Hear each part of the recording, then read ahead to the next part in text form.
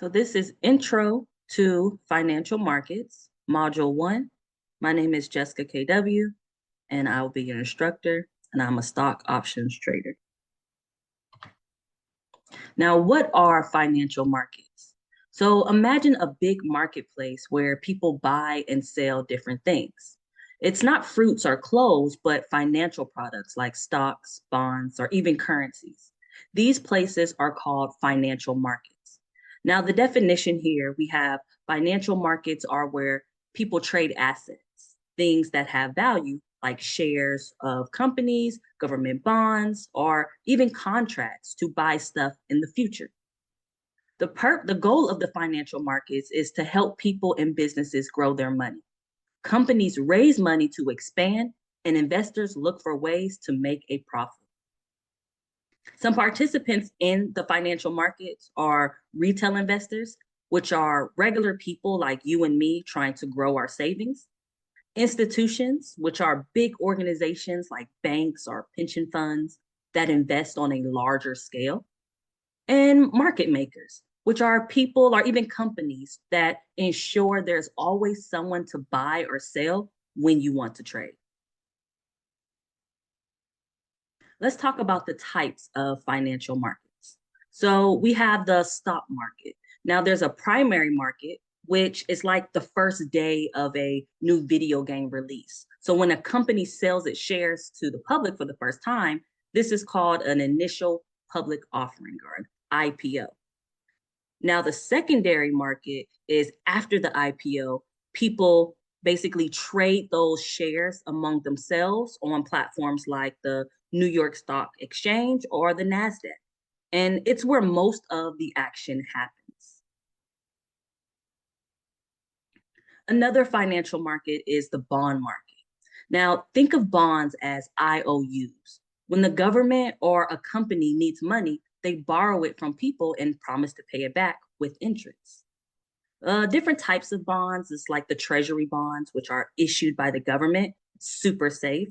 There's corporate bonds, which are issued by companies. It's a higher risk, but also higher rewards.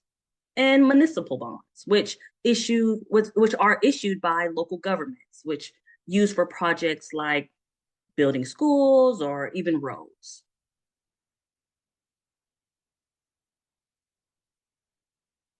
Another financial market is the derivatives market.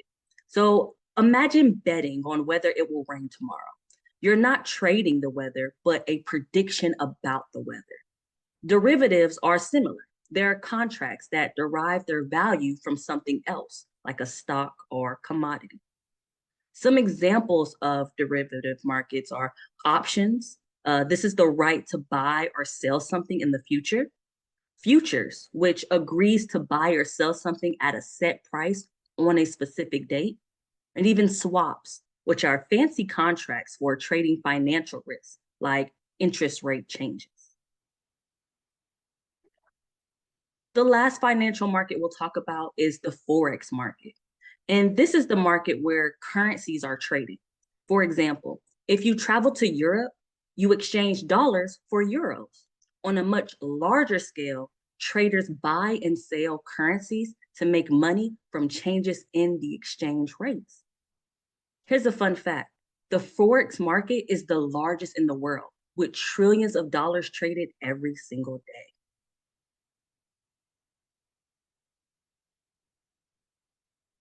Let's talk about the market participants a little more. So we have the brokers, and these are the middlemen who help you buy and sell stuff in the market. Online platforms like Robinhood or TD Ameritrade are modern brokers. Let's talk about investment banks, which are the big players like Goldman Sachs that help companies raise money, especially in the stock or bond markets. They're also involved in mergers and acquisitions. Now, think of hedge funds as VIP investors who use complex strategies to make huge profits. They handle large sums of money for wealthy clients. And last, we have retail traders, which are everyday people who trade stock or options from their phones or even computers. That could be you in the near future. Now, just the key takeaways as we sum this module up. Financial markets are like a giant ecosystem. Everyone from governments to everyday people plays a part. These markets are where the magic of investing happens, helping businesses grow, economies function, and individuals like you create wealth.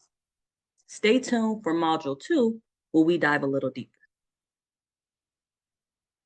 This is Module 2, the basics of trading. We'll talk about how trading works. Now, trading in financial markets means buying and selling financial assets like stocks, bonds, or derivatives. So let's go step by step on how it happens.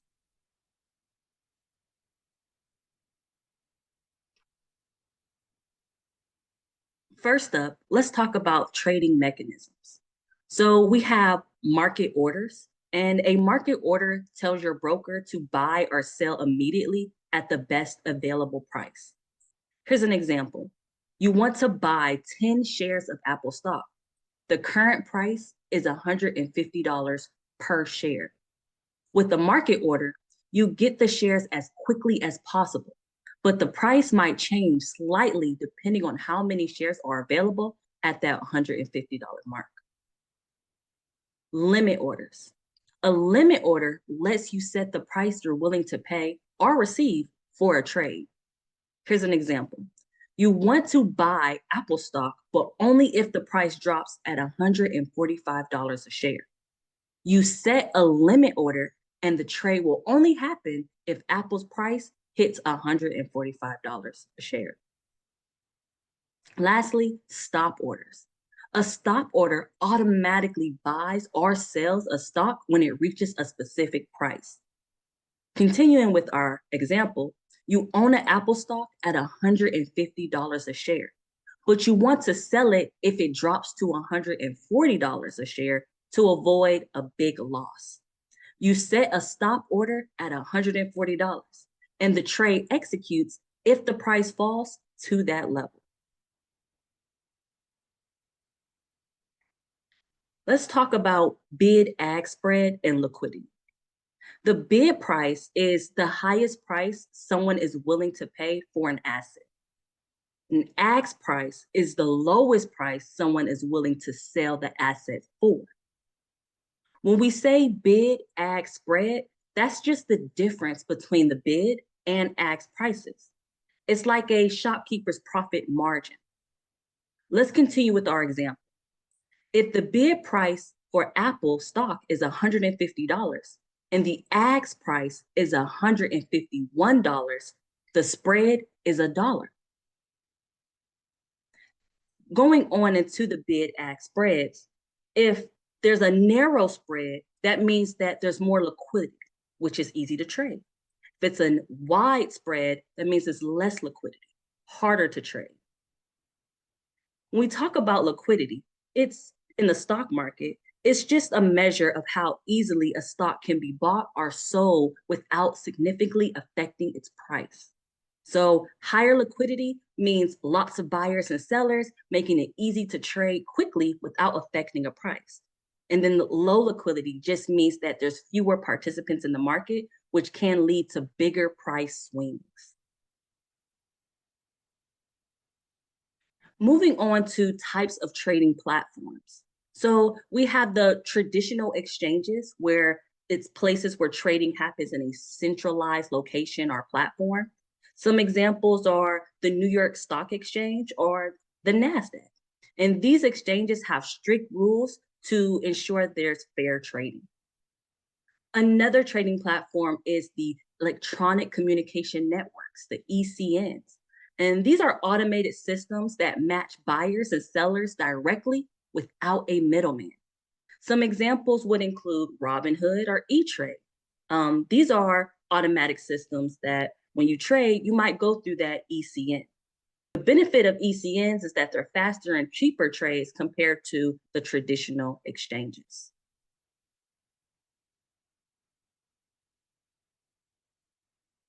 Regulations are like the rules of the game, ensuring the markets are fair, transparent, and safe for all participants. Some regulatory bodies include the SEC, which is Securities and Exchange Commission, they oversee the stock market and protect investors. They ensure companies provide accurate information to the public, and they investigate fraud and insider trading. Another regulatory body is the FINRA, Financial Industry Regulatory Authority. They regulate brokers and trading platforms, and they make sure your broker is licensed and follows the rules. This helps resolve disputes between brokers and investors. Now, compliance matters because for you as a trader, it will protect you from scams and frauds and ensures that you get fair prices and honest information. Now, for companies and brokers, it keeps the market running smoothly and builds that trust among investors.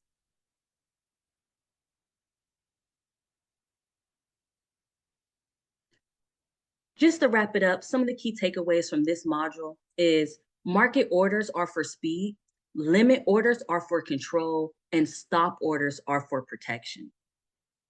Smaller spreads and high liquidity make trading easier and cheaper. Traditional exchanges are well established but slower, while ECNs offer faster and more direct trades. And regulatory bodies like the SEC or the FINRA protects you and keeps the market fair. Module 3, Introduction to Options Trading. Options are financial derivatives, which means their value depends on the price of something else, like a stock or commodity. An option is a contract that gives you the right, but not the obligation to buy or sell an asset at a specific price on or before a specific date. Now, we use options to make profits from price changes with less upfront money, and it protects us with our investments, like hedging. Now, stocks options differ from regular stocks because when you buy a regular stock, you own a piece of company. But with options, you don't own the stock. You just have the right to buy or sell it. Now, with futures obligate you to buy or sell the asset at a set price. Options give you the choice.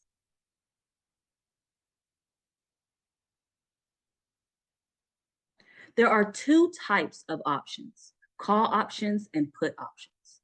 Now, a call option gives you the right to buy an asset at a specific price, called the strike price, before a set date. An example, you think of Apple stock, which is currently, let's say it's $150. You think that it'll go up to $200. So you buy a call option with a strike price of $160, expiring in a month. If Apple stock rises above 160, you can buy it for 160 and sell it at a higher price for a profit. If Apple stock stays below 160, you do not have to use the option. You just lose the small fee you pay called the premium. Now, put options gives you the right to sell an asset at a specific price before a set date. Let's continue with our example. You own an Apple stock worth $150 and you're worried the price might drop. You buy a put option with a strike price of $140, expiring in a month. If Apple stock falls at 130, you can sell it for $140, protecting yourself from further loss. If the stock doesn't drop, you don't have to use that option to sell.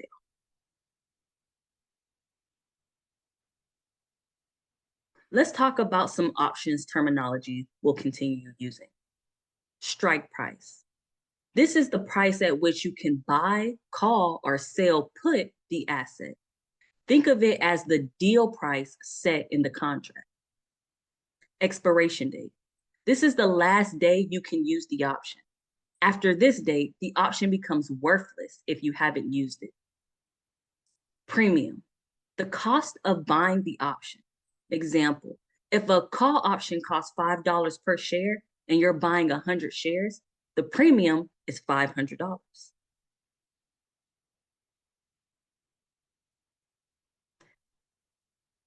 Now let's wrap this up with talking about options moneyness.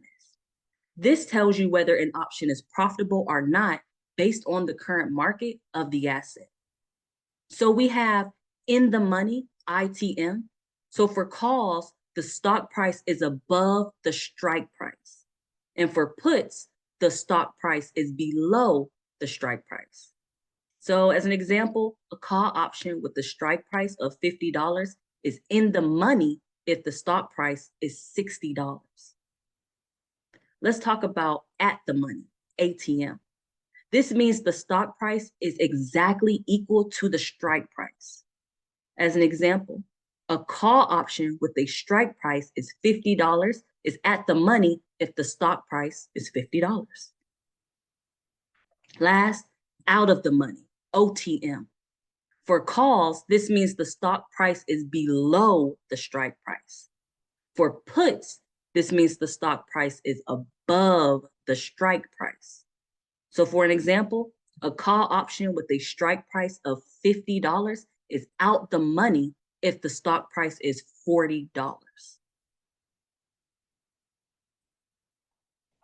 So just to wrap it up with some key takeaways, options give you the right, not the obligation, to buy or sell an asset. They're versatile tools for speculation and hedging. Calls equals right to buy, puts equals right to sell. Some terminology that we went over is strike price, the deal price for the asset, expiration date, the deadline to use the option, premium, the cost of the option, and ITM, ATM, OTM, which all is just determines whether the option is profitable or not. Module 4, options market structure.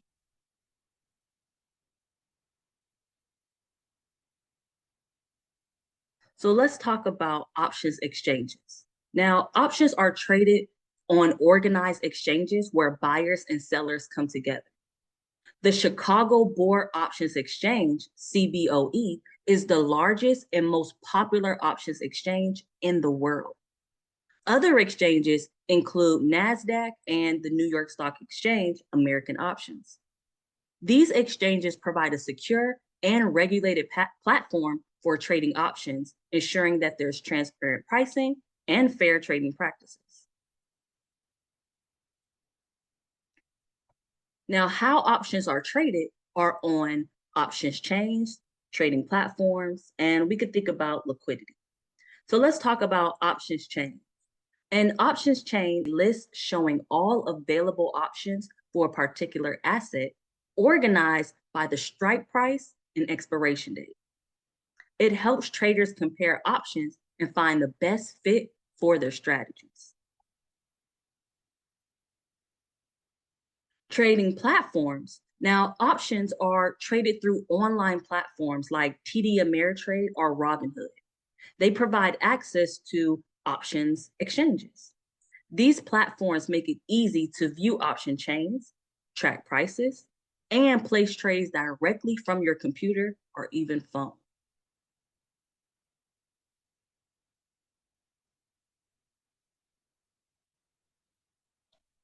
Now, we're talking about how options are traded. Let's talk about liquidity. Liquidity refers to how easily an option can be bought or sold without significantly affecting its price. High liquidity, lots of buyers and sellers, which makes it easier to enter and exit trades quickly. Options on popular stocks tend to have higher liquidity, allowing for smoother transactions.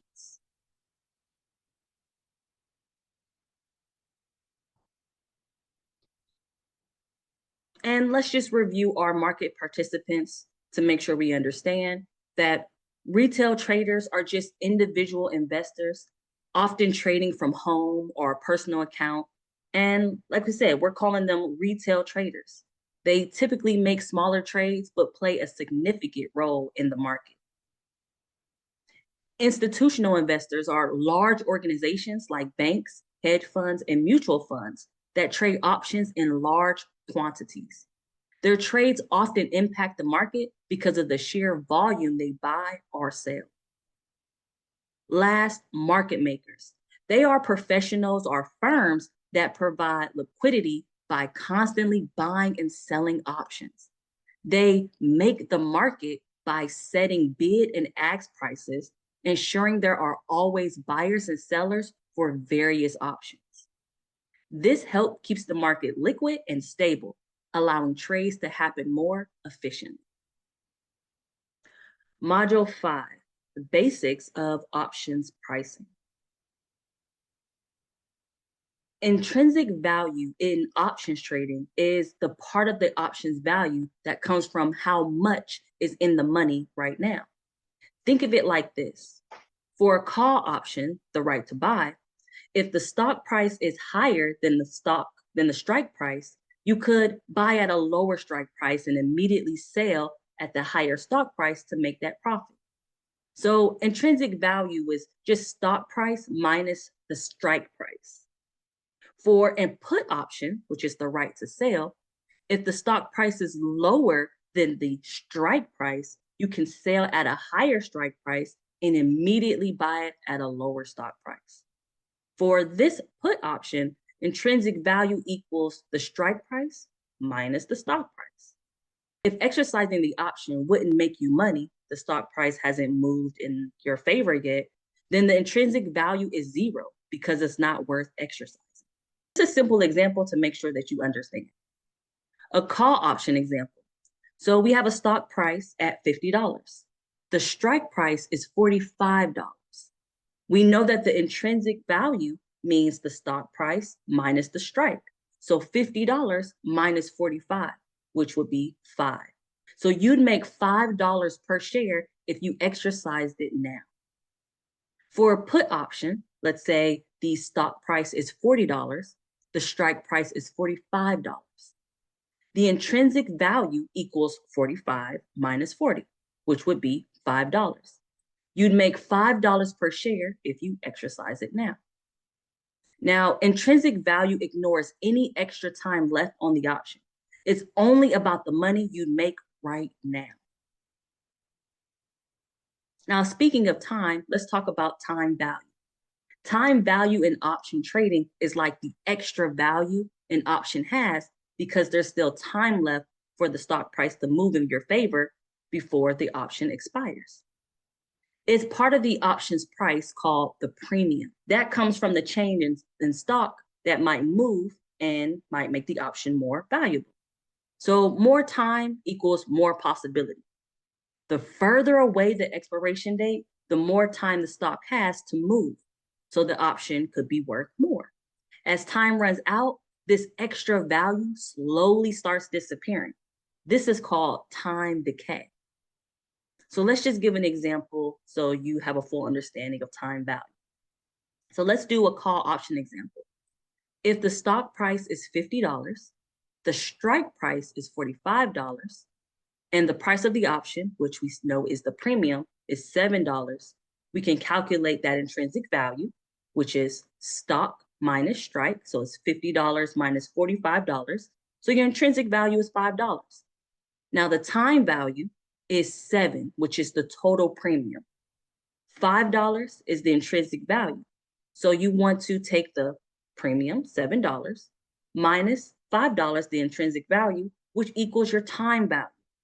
7 minus 5 equals 2. The $2 represents time value, basically what you're paying for, possibly that stock might move up or higher in your favor before the option expires. The key point here with time value is that it only exists while the option has time left. As expiration gets closer, time value decreases until it becomes zero. This is why options close to expirations are cheaper unless the stock price moves dramatically. Now, some factors that influence option pricing. One, let's start off with underlying asset price. So the stock price affects the value of both calls and puts. So call options, the stock price will go up. Call options become more valuable, closer to being or deeper in the money. While put options, as the stock prices go down, these put options become more valuable. So we have this example with our stock price being $50. So our call option will have a strike price of $45. That means it becomes more valuable as the stock rises.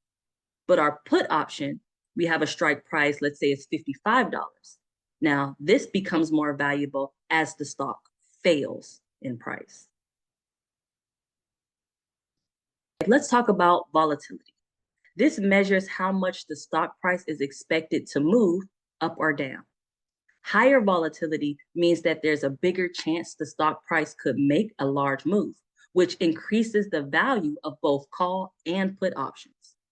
Lower volatility reduces the chance of a big price change, making options cheaper. An example would be a calm market with small price swings means lower option prices, but a volatile market with big price swings, like during earnings reports, this makes options more expensive because there's a greater chance for profit. Let's discuss time until expiration. The more time left on an option, the more valuable it is because there's more opportunity for the stock price to move in your favor. As the expiration dates get closer, that extra value from time, called time value, starts to disappear, which we call time decay. Let's give an example. A 3-month call option costs $5 because there's time for the stock to move. A 1-week call option on the same stock might cost only $2 because there's less time for the stock to change. Lastly, let's discuss interest rates and dividends.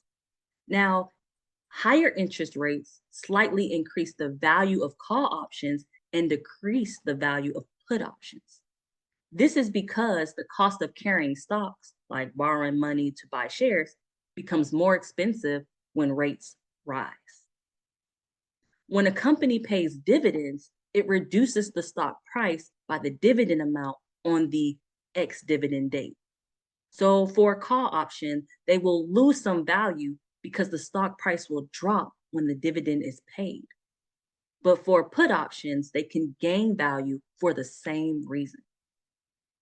Just an example here, if a stock pays a $2 dividend, its price will drop for about $2, affecting the value of calls and puts accordingly.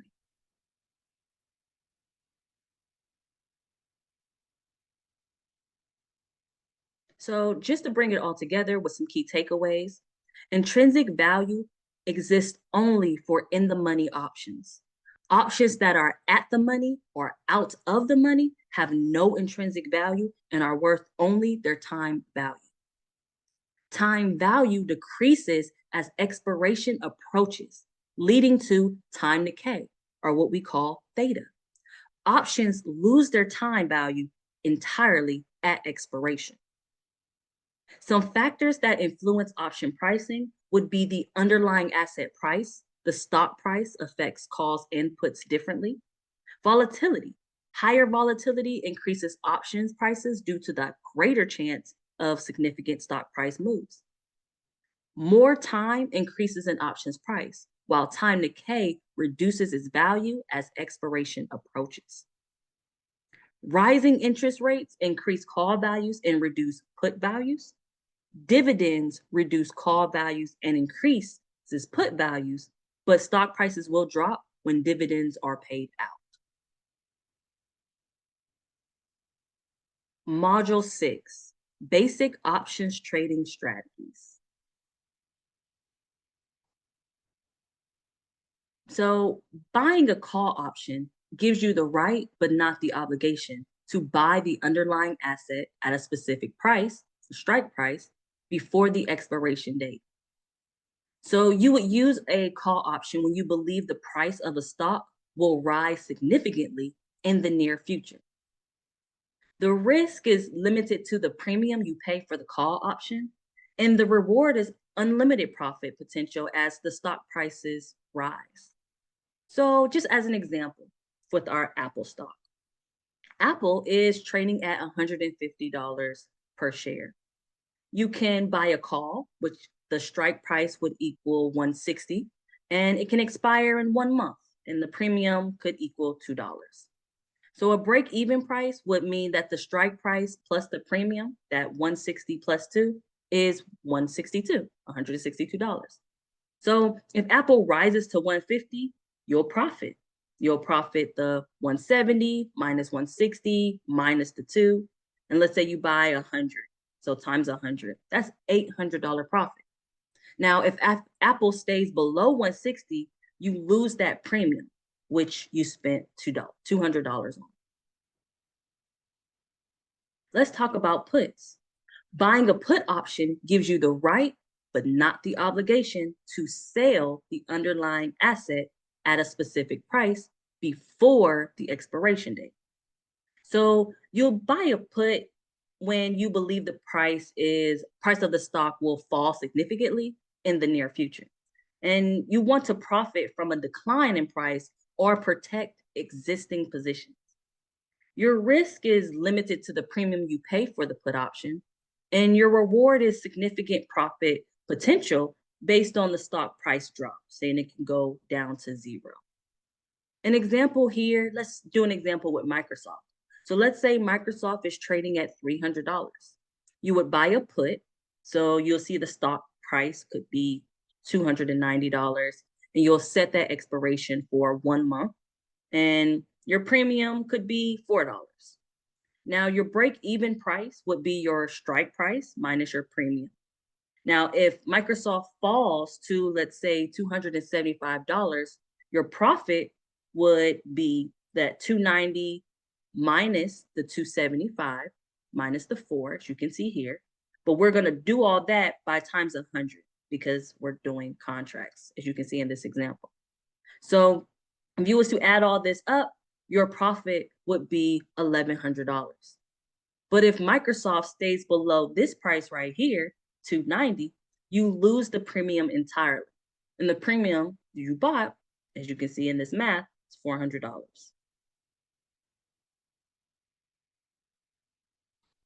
Let's talk about covered call strategies. Now, a covered call involves selling a call option while owning the underlying stock. Basically, you collect the premium from selling the call option, but you agree to sell your stock at the strike price if the option is exercised. So you'll use this when you own the stock and expect little to moderate price movement like sideways market, and you want to earn extra income while still holding the stock.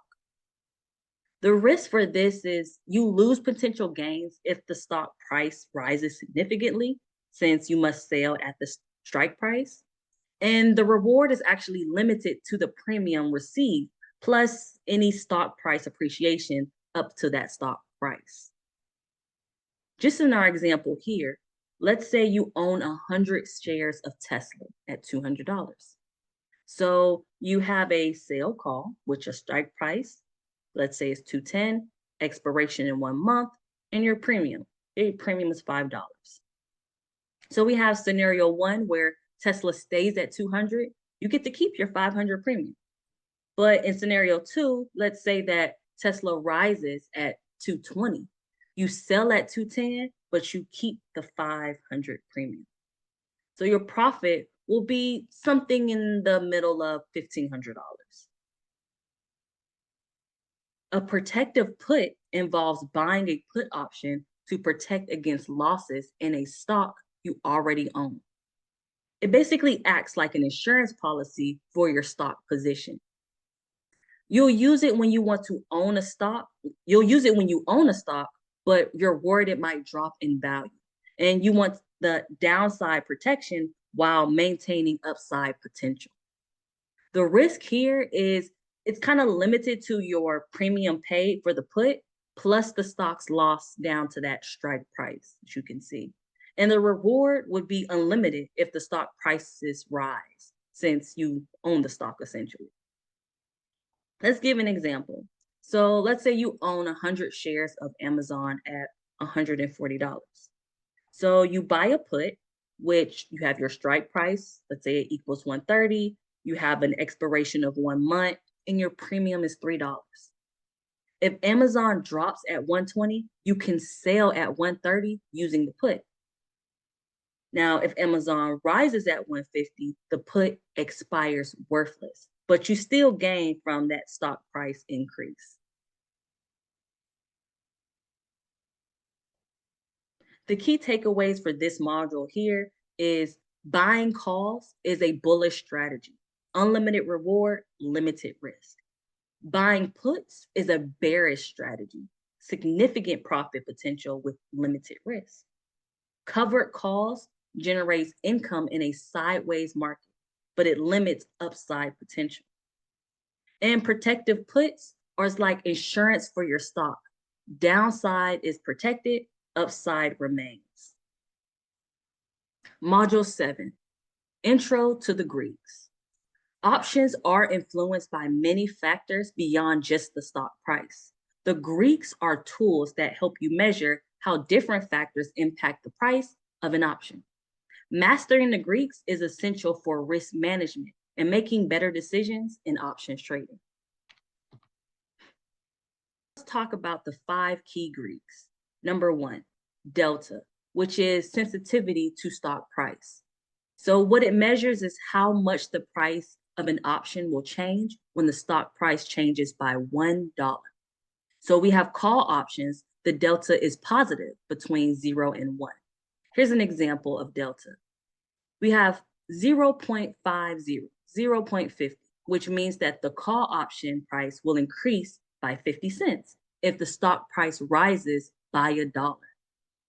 When it comes to put options, delta is negative between -1 and 0. So if delta is -50, -0.50, -0.50, that means the put option price will increase by 50 cents if the stock price drops by $1. So the rule of thumb here is delta can also represent the probability of the option expiring in the money.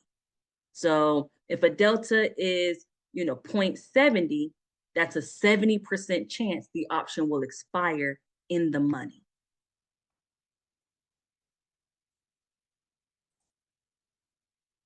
Two, gamma, which is sensitivity to delta. Now, this measures how much delta changes when the stock price moves by $1.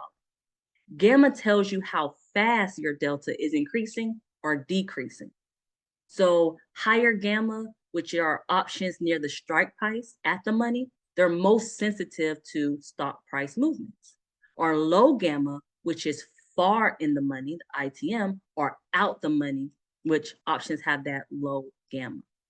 Here's an example. If delta is the 0.50 and gamma is 0.10, the stock will increase by $1, the delta will increase by 60 cents. Gamma risk increases as expiration approaches because small price moves can drastically change delta. Theta, sensitivity to time decay. Theta measures how much the price of an option decreases each day as time passes. Options lose value over time, especially as they get closer to expiration. This hurts buyers who lose premium over time, and it benefits sellers who keeps the premium. So example would be theta could be -0.05, which means the option loses 5 cents per day.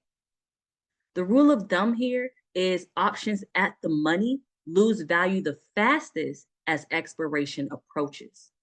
So use theta to your advantage when selling options like covered calls or credit spreads.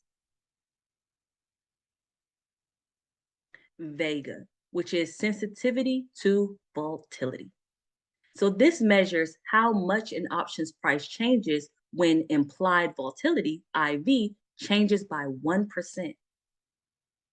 IV is just a measure of expected future price movements.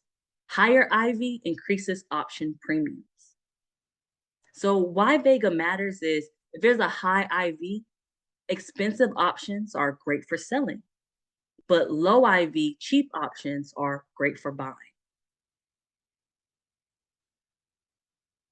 Rho, which is sensitivity to interest rates. And this measures how much an option's price changes when interest rates move by 1%. Now, rho has a minor effect compared to the other Greeks, but it does become important for long-term options, which are leaps. So in call options, rho is positive, higher interest rates equals higher call prices. With put options, rho is negative, so higher interest rates equals lower put prices.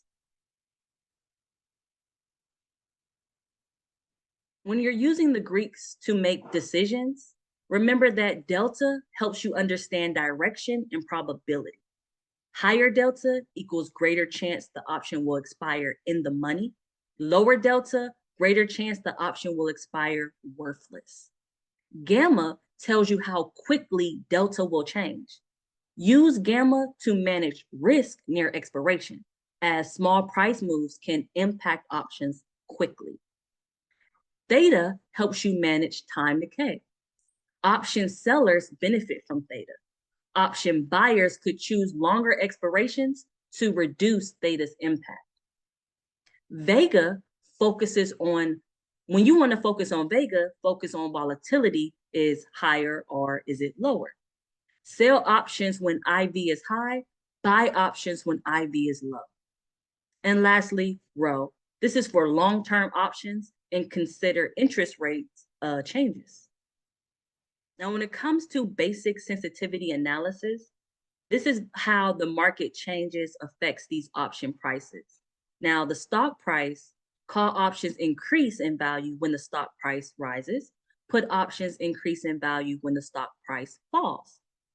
The longer the expiration equals higher premiums, so it's more time for the stock to move.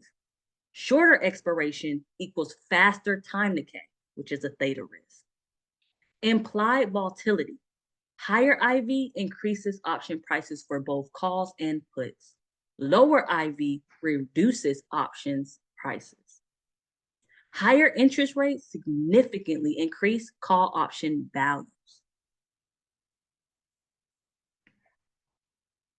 Now, just to bring it all together here in our key takeaways, delta measures sensitivity to stock. Gamma measures sensitivity to delta, which is the speed of change. Theta measures time decay. Vega measures sensitivity to volatility. And Rho measures sensitivity to interest rates. Now, by understanding and using these Greeks, you can better manage your risk, choose profitable trades, and make adjustments as the market changes. Module 8, Risks and Rewards in Options Trading. Now, options trading offers leverage, which allows you to control a large position with a small upfront investment. This is one of the biggest advantages, but also one of the greatest risks in options trading. Now, how leverage works is instead of buying 100 shares of a stock, you can buy one call or put option contract, which controls 100 shares. If the stock moves in your favor, the percentage gain on the option can be much larger compared to buying the stock. Here's an example. Tesla stock trades at $200. Buying 100 shares, 200 times 100, equals $20,000 full cost. But buying a call option with the strike price of, let's say, $210, costs $2 per share. So if you do $2 times 100 shares, that's only $200. You now control 100 shares for only $200 instead of $20,000. Now, if the stock rises at 220, so you have your shares 220 and you minus the 200, your profit is $20 per share. So $20 per share at 100 shares, that's $2,000 profit. A call option, let's say an option value increases from $2 to $10, so your profit would be that $10 minus 2, but still times 100, that's an $800 profit.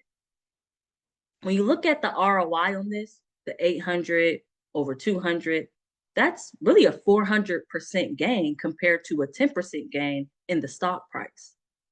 But here's the risk. If Tesla doesn't rise above 210 before expiration, you lose the entire 200 premium. And leverage can only magnify losses as quickly as gains. So really be careful when it comes to putting in your trades.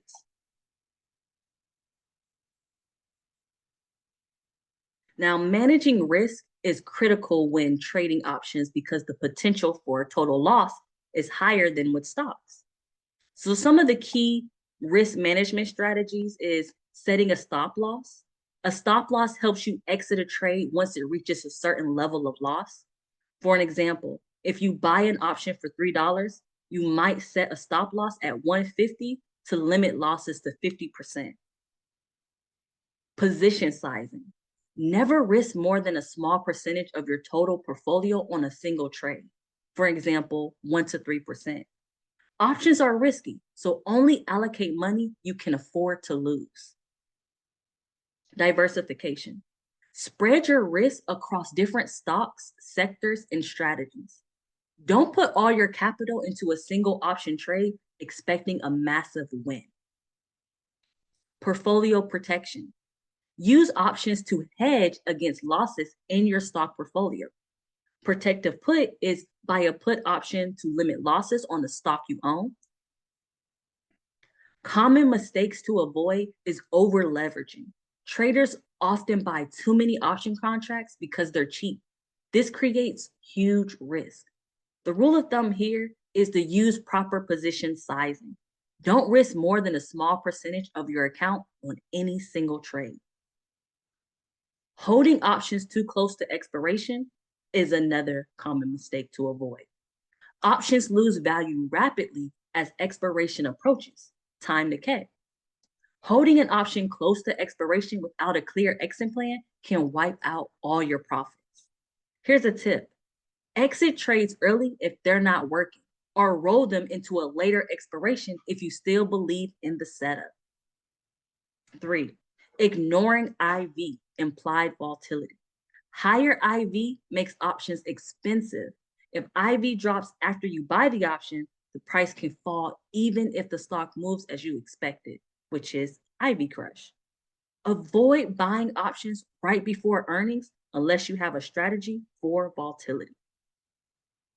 And lastly, not having a clear plan.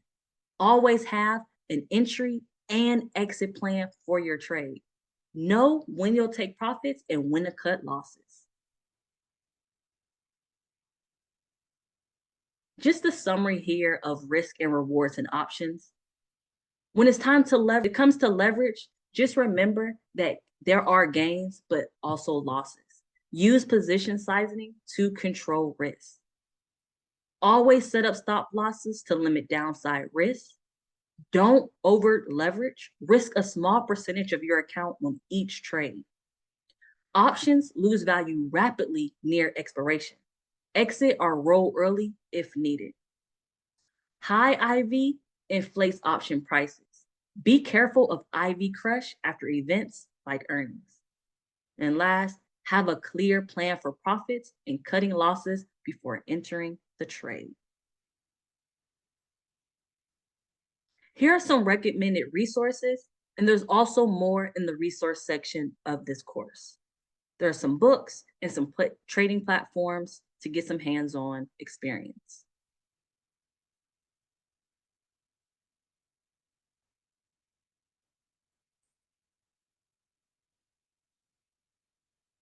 There's also some lab activities we'll do to put all this course material in play. We're going to use an options trading simulator to practice buying and selling options using a platform to understand order placement and execution. We're also going to analyze options change and interpret and analyze these changes to identify profitable opportunities. And last, we're going to build a simple option strategy where we create and test basic strategies like covered calls and protective puts in a simulated environment. After all of this is done, we'll have a capstone project where we develop a simulated options trading strategy based on any given market scenario and we'll include risk analysis and potential outcomes.